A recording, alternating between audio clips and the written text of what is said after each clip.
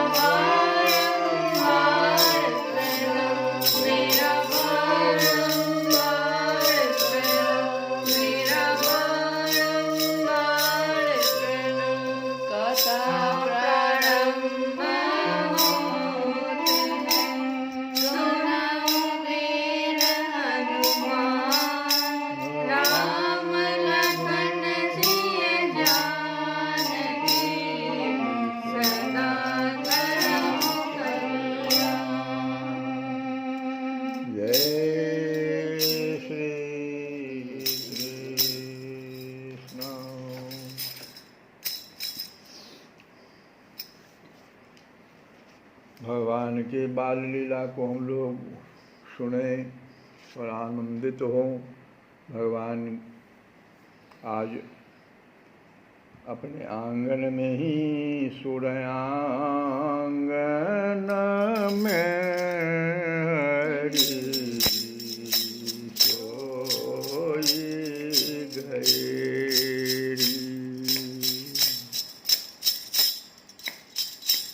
ओ आंगन में हरि सोई गए, सोई गए। बच्चा को सुलाना है तो माँ बहुत स्लो गति से गाती है, आंगन में हरि सोई गए, ओ सोई गए। ओ दो जननी मिलकर हरुए करी, दो जननी, दो जननी मिलकर हरुए करी। ओ तेज सहित तव भवन लयरी, तेज सहित तव भवन लयरी। बच्चा जब आंगन में सो जाता है तो माँ क्या करती है, सेज सहित बच्चे को उठा करके और फिर भवन में ले आती है। सेज सहित तव भवन लयरी।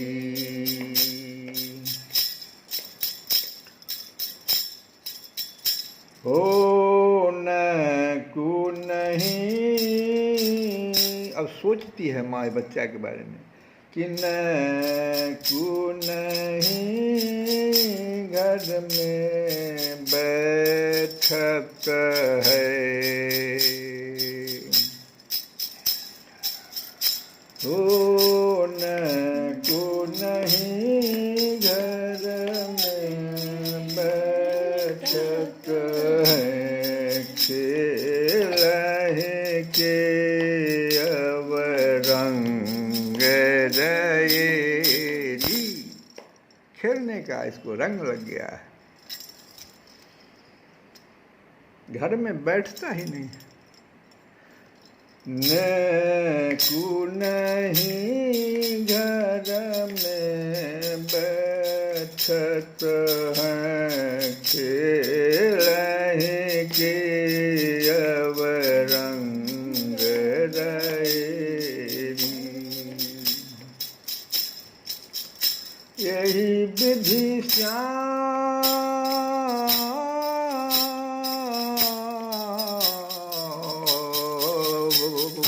श्याम श्याम श्याम श्याम श्याम श्याम, यही विधि श्याम कबहू नहीं सोए।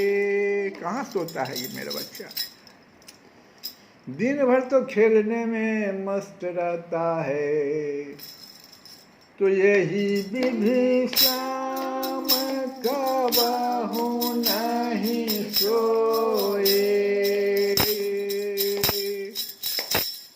तो बहुत नींद के बसही भैरी, आंगन में हरि सोई। हो आंगन में हरि सोई गए, ओ हरि सोई गए। आंगन में हरि सोई गए, ओ श्याम कबहु नहीं सोए, बहुत नींद के बसहि भयोरी आंगन में हरि सोई गई। आंगन में हरि सोई गई। ओ श्याम श्याम श्याम श्याम राधे श्याम राधे श्याम श्याम श्याम श्याम राधे श्याम राधे। ओ आंगन में हरि सोई गई। अब रोहिणी माँ क्या कहती है कि कहीं रोहनी कही तो कही सोवन देहु ना कही रोहनी, सोवन देहु ना कही रोहनी, सोवन देहु ना खेलत दौड़त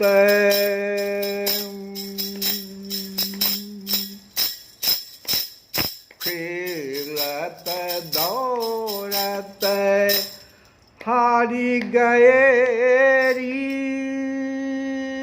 कहि रोहनी सो तो कहि रोहनी सोवन देहु ना।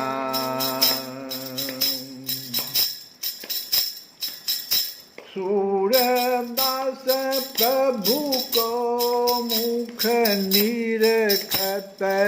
बाबा सूरदास वहाँ आँख के अंधे लेकिन वहाँ प्रभु को निरखने के लिए पहुँच गए। सूरदास प्रभु को मुख निरखत, हर सत जिए नित नेह नएरी आंगन में हरि सोई गई। आंगन में हरि सोई गई। आंगन में हरि सोई गई। कोई आदमी हल्ला नहीं करो, भगवान सो गए। अब स्वर्ण थाल में दीप सजाए ब्रजेश्वरी तुलसी कानन की ओर जा रही है। भगवान तो सो गए। उनके पता नहीं, भगवान को पता चल गया, उठ गए और उठ करके उनके उत्तरीय कहते ओढ़नी को, तो उनके उत्तरीय को दक्षिण कर पल्लव में धारण किए श्री कृष्णचंद्र पीछे पीछे चल रहे हैं। किंतु वे देख रहे हैं कि अभी कुछ क्षण पहले वन से लौटी हुई गायों की ओर भगवान तो ओढ़नी पकड़ के चल रहे हैं। माँ तुलसी कानन की ओर जा रही है दीप सजाए हुए स्वर्ण थाल में, लेकिन उनकी दृष्टि, भगवान की दृष्टि कहाँ है? तो गायों की ओर है जो अभी अभी वन से लौट रही है, और उसके पीछे पीछे उसके बच्चे गोवत्स जिसको कहते हैं, हुमुक कर पीछे से थन में हुमुक कर दुग्धपान कर रही है। भगवान इसी दृश्य को देख करके एक लीला उनके दिमाग में आ गया, ओ ये तो लीला हमको करनी है। और उसके लिए किसी को पात्र बनाएंगे भगवान। अब कथा सुनिए, क्या भगवान के मन में लीला जग गया। इतने देखे कि उनको गायों के पार्श्व देश में वयस्क आभीर गोरक्षक खड़े हैं, उनके हाथों में लगुड़ सुशोभित है। वे इस प्रतीक्षा में हैं कि गोवत्स जब दुग्धपान से तृप्त हो ले तब उन्हें यथास्थान पहुंचा दे। बच्चा को मारने वाला लगुड़ जो होता है, यही दृश्य आज श्री कृष्णचंद्र के हृदय में सहसा एक अभिनव भाव का उन्मेष कर देता है। वे सोचने लगते हैं कदाचित मैं भी गोचारण के लिए बन जाता। अब भगवान को गोचारण कराने की इच्छा हो गई, मैं भी जाता बन। अभी तक तो खेल रहे थे, क्रीड़ा से अब मन हट रहा है, अब गोचारण के लिए जाने की इच्छा हो गई। फिर संध्या होती, अब भाव क्या क्या रहा है, मैं बन जाता, फिर संध्या होती और उस समय वन से लौटकर ऐसे ही गो संरक्षण करता। बच्चे को दूध पिला देता, बच्चे को फिर अलग कर देता, गाय को अलग बांध देता। ये गो संरक्षण कहलाता है। अब ये सारी बातें जो है रस स्वरूप है। तो यहाँ पर शास्त्र मेरा वेद जो है कहता है कि जो रस स्वरूप है रसो वै सः। जो रस स्वरूप है, भगवान कौन है? रसो वै सः। जो रस स्वरूप है, जिन रस सागर की एक बूंद रस से अगणित विश्व प्रपंच में रस का संचार होता रहता है, जिनकी रस कणिका पाकर विश्व के प्राणी आनंद का अनुभव करते हैं, आनंदी भवति। वे आनंद कंद पर ब्रह्म पुरुषोत्तम स्वयं भगवान श्री कृष्णचंद्र आए ही हैं ब्रजपुर में रसपान जो करने। ब्रज दंपत्ति के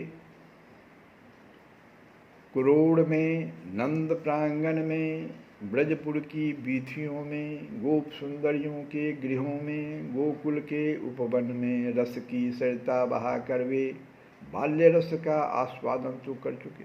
ये बाल्य रस अभी तक जो हम लोग कथा के माध्यम से सुने, भगवान के बाल्य रस का कथा जो था, सरिता बहा दिए। अब पौगंड रस पान करना चाहते हैं। भगवान थोड़े से बड़े हो गए, पौगंड कहते हैं थोड़ा बच्चा से थोड़ा बड़ा हो जाने पर पौगंड होता है। तो अब पौगंड रस पान की वासना उनमें उदय हुई है। बस यह इच्छा मात्र ही अपेक्षित थी, अन्यथा उनकी अचिंत्य लीला महाशक्ति तो समस्त संगठन प्रस्तुत कर बहुत देर से प्रतीक्षा कर रही है कि भगवान चाहते क्या है। भाई लीला शक्ति का चाह रही है कि क्या भगवान चाहेंगे वही तो हमको करना है। श्री कृष्णचंद्र की अनादि अनंत लीला प्रपंच में युग युगों से प्रकट भी तो इसी क्रम से होती है। बाल्य लीला पहले गोकुल में, कई युग बीत गए और यही लीला क्रम उनका रहता। बाल्य लीला कहाँ पर? गोकुल में। पौगंड, पौगंड किशोर लीला इसको कहते, किशोर लीला, इसको पौगंड किशोर लीला। तो पौगंड किशोर कहाँ पर करेंगे अब गोकुल में नहीं, वृंदावन में, वृंदारण्य में। वृंदावन या वृंदारण्य बहुत जंगल से भरा हुआ क्षेत्र है। पहाड़ है, पहाड़ के बीच में सिर्फ जंगल ही जंगल है। गायों के चरने के लिए बहुत सारा सामग्री है, वहाँ रस भरा हुआ। इसी का उपक्रम होने चला। भगवान अब यही चाह रहे हैं, तो उपक्रम यही हुआ। तो कैसे कैसे हुआ सो देखिए, हम लोग सुने जरा सा, एक दो लाइन अब और। क्षण भी न लगा, बृहद्वन से वृंदावन जाने की योजना।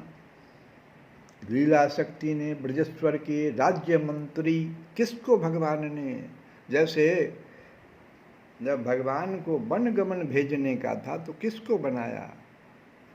लीला शक्ति ने कैकई, और कैकई से फिर मंथरा तक चलेगा। ऐसे ही देखो भगवान की लीला शक्ति ने ब्रजेश्वर के राज्य मंत्री, जो ज्येष्ठ भ्राता भी हैं, जिनका नाम उपनंद है, उपनंद के अंतः स्थल में स्फुरित कर दिया भगवान। अब यही प्रस्ताव तुमको देना है। आज सभा बैठेगी और आप तो राज्य मंत्री हो, ज्येष्ठ भ्राता भी हो, आपकी बात तो कोई काटेगा नहीं, तो भगवान उनकी ओर देख लिए।